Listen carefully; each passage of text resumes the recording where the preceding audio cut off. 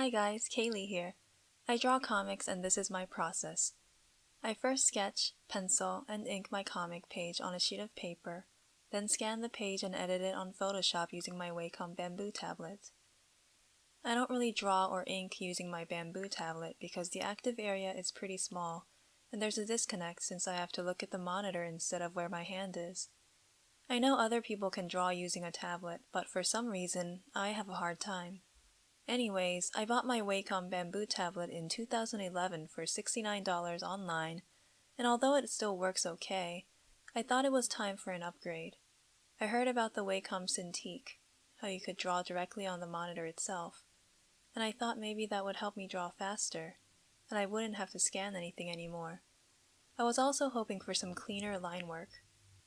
But I didn't want to spend almost $800, so after some research I decided to get a Huion Kamvas Pro 13 instead.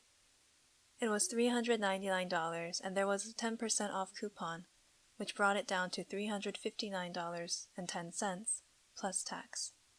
I ordered it from Amazon on a Thursday night and it arrived on Sunday morning. I was excited to test it out since it was my first drawing monitor and I had never used one before. But even from the first day of owning the Kamvas Pro 13, I started to think that maybe this wasn't for me. The setup took a long time, it took a lot of space on my desk, and I had to plug in 3 different cords at the same time, compared to 1 for my Wacom bamboo. But I finally got it to work and it was fun. It even had press keys on the left side to use as shortcuts. But then I realized something.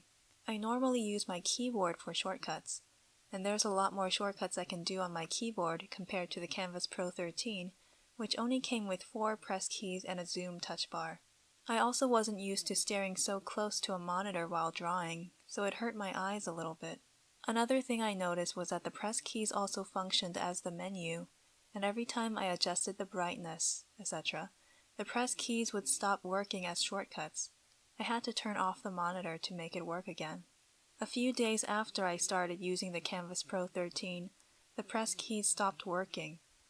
The pen pressure also stopped working. I uninstalled and reinstalled the driver and it started working again. But the next day, the same thing happened. But this time, uninstalling and reinstalling the driver didn't work. I decided I had enough and returned my Kamvas Pro 13 back to Amazon. Thankfully, they gave me a full refund. I guess I'll stick to drawing with paper and a pencil for now, and editing my comics with my old Wacom bamboo tablet. It might not be high-tech, but at least I won't get a headache from using it.